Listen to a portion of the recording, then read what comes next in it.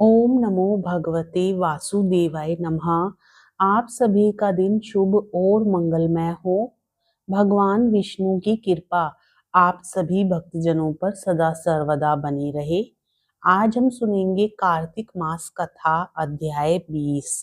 प्रेम से बोलिए श्री हरि विष्णु भगवान की जय। आगे की कथा में माँ शारदा की प्रेरणा स्वयं सहाय कार्तिक महात्म्य का लिखूं 20वां अध्याय। अब राजा पृथु ने पूछा, हे देवर्षि नारद, इसके बाद युद्ध में क्या हुआ तथा वह दैत्य जलंधर किस प्रकार मारा गया? कृपया मुझे वह कथा सुनाइए। तब नारद जी बोले, जब गिरिजा वहां से अदृश्य हो गई और गंधर्वी माया भी विलीन हो गई, तब भगवान वृषभध्वज चैतन्य हो गए। उन्होंने लौकिकता व्यक्त करते हुए बड़ा क्रोध किया और विस्मित मना जलंधर से युद्ध करने लगे।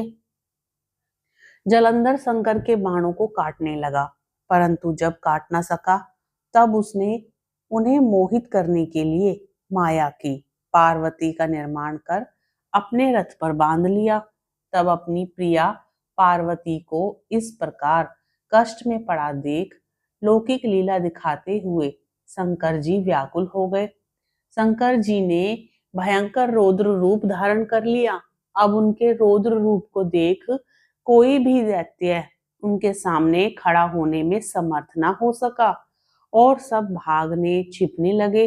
यहाँ तक कि शुंभ निशुंभ भी समर्थ न हो सके। शिवजी ने उन शुंभ निशुंभ को श्राप देकर बड़ा धिक्कारा और कहा, तुम दोनों ने मेरा बड़ा अपराध किया है। तुम युद्ध से भागते हो। भागने को मारना पाप है। इसे मैं तुम्हें अब नहीं मारूंगा, परंतु गौरी तुमको अवश्य मारेगी। शिवजी के ऐसा कहने पर सागर पुत्र जलंधर क्रोध से अग्नि के समान प्रज्वलित हो उठा। उसने शिवजी पर घोर बाण बरसाकर धरती पर अंधकार कर दिया। तब उस दैत्य की ऐसी चेष्टा देखकर शंकर जी बड़े क्रोधित हुए तथा उन्होंने अपने चरणांगुष्ठ से बनाए हुए सुदर्शन चक्र को चलाकर उसका सिर काट लिया। एक प्रचंड शब्द के साथ उसका सिर पृथ्वी पर गिर पड़ा और अंजन पर्वत के समान उसके शरीर के 2 खंड हो गए। उसके रुधिर से संग्राम भूमि व्याप्त हो गई। शिवाज्ञा से उसका रक्त और मांस महारौरव में जाकर रक्त का कुंड हो गया तथा उसके शरीर का तेज निकलकर शंकर जी में वैसे ही प्रवेश कर गया जैसे वृंदा का तेज गौरी के शरीर में प्रविष्ट हुआ था। जलंधर को मरा देख देवता और सब गंधर्व प्रसन्न हो गए। मां शारदा की प्रेरणा स्वयं सहाय। हरे कृष्णा कृष्णा कृष्णा हरे हरे, हरे राम राम राम हरे हरे। इस प्रकार कार्तिक मास कथा अध्याय 20 संपूर्ण होता है। प्रेम से बोलिए श्री हरि विष्णु भगवान की जय। लक्ष्मी माता की जय। तुलसी और गौ माता की जय। मित्रों, अब सुनिए कार्तिक मास में सुनी जाने वाली बुढ़िया माई और हनुमान जी की पवित्र कथा। बहुत समय पहले की बात है। किसी गांव में एक बुढ़िया माई रहती थी। उसके एक बेटा और एक बहू थी जो उसी के साथ रहा करती थी। एक बार जब कार्तिक का महीना आया तो बुढ़िया माई ने अपने बेटे से कहा कि वो कार्तिक स्नान के लिए जाएगी और 1 महीना गंगा जी के किनारे ही रहेगी। यह सुन बेटे ने अपनी पत्नी से कहा, माँ के लिए 30 लड्डू बनाकर दे दो ताकि वह पूजा पाठ करके खा सके। बुढ़िया माई की बहू थोड़े गुस्से वाले स्वभाव की थी। सारे घर का काम करके उसके सिर पर ऊपर से लड्डू भी बनाने हैं। बहू ने गुस्से में आके जैसे तैसे 30 लड्डू बनाकर दे दिए। बुढ़िया माई कार्तिक स्नान के लिए अपने घर से निकल गई, गंगा जी के किनारे पहुंची और एक झोपड़ी बनाकर वहां रहने लगी। वो रोज सवेरे उठकर स्नान करती, पूजा पाठ करके जैसे ही एक लड्डू निकालकर खाने लगती तो हनुमान जी बंदर के रूप में आते और बुढ़िया माई खुशी खुशी वो लड्डू उस बंदर को दे देती। बूढ़ी माई को बंदर को लड्डू खिलाने में बहुत खुशी मिलती थी। हनुमान जी बुढ़िया से बहुत खुश थे। इस तरह से कार्तिक का पूरा महीना बीत गया और सभी 30 के 30 लड्डू हनुमान जी बंदर के रूप में खा गए।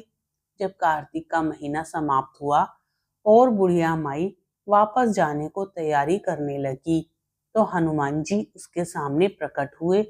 उन्होंने बुढ़िया माई की झोपड़ी की जगह एक आलीशान महल बना दिया। उसका घर धन दौलत से भर गया, अन्न धन के भंडार भर गए, उसकी काया निरोगी हो गई। यह सब होने के बाद वह अपने बेटे के पास वापस आई। बूढ़ी माई को इतना धनी देखकर उसकी बहू ने मन में सोचा कि अगले साल कार्तिक मास में मैं अपनी माँ को भी कार्तिक स्नान के लिए जरूर भेजूंगी। और अगले वर्ष कार्तिक आने पर उसने अपनी माँ को कार्तिक स्नान करने के लिए कहा और अपनी सास के धनवान बनने की सारी बात अपनी माँ को बता दी। बुरे मन से उसकी माँ भी कार्तिक स्नान पर जाने के लिए तैयार हो गई। बहू ने बहुत प्यार से पूरे 30 लड्डू देसी घी मेवे डालकर अपनी माँ के लिए बना कर दिए। माँ कार्तिक स्नान के लिए गई और जैसे ही सुबह नहाकर लड्डू खाने बैठती तो हनुमान जी बंदर का रूप धारण करके उसके सामने आकर बैठ जाते तो वो पत्थर मारकर उन्हें भगा देती। कहती, इस एक लड्डू में मेरा पेट तो भरेगा नहीं, तुम्हें और दे दूं। ये रोज का नियम था। पूरे 30 दिन तक यही चलता रहा। जब कार्तिक का महीना खत्म हुआ तो हनुमान जी फिर से प्रकट हुए। उन्होंने बहू की माँ की झोपड़ी को कूड़े के ढेर में बदल दिया और उसकी माँ को कोढ़ीन बना दिया। इधर कार्तिक का महीना समाप्त होने पर उस बुढ़िया की बहू ने अपने पति से कहा कि कार्तिक का महीना समाप्त हो गया है, आप मेरी माँ को गाजे बाजे के साथ लेकर आओ।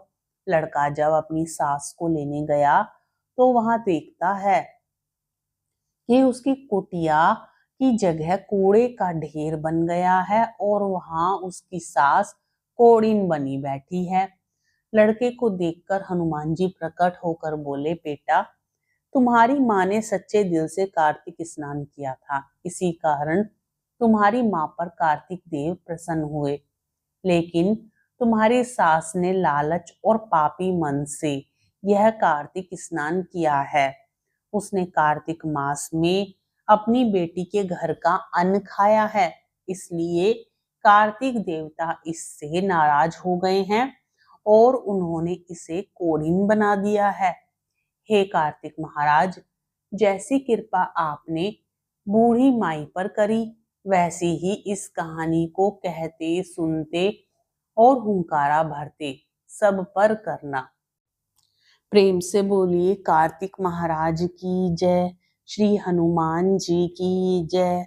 मित्रों, आज की कथा आपको कैसी लगी कमेंट बॉक्स में कमेंट करके जरूर बताएं। वीडियो पसंद आए तो लाइक करें। यदि आप चैनल पर नए हो तो चैनल को सब्सक्राइब भी जरूर करें। राधे राधे।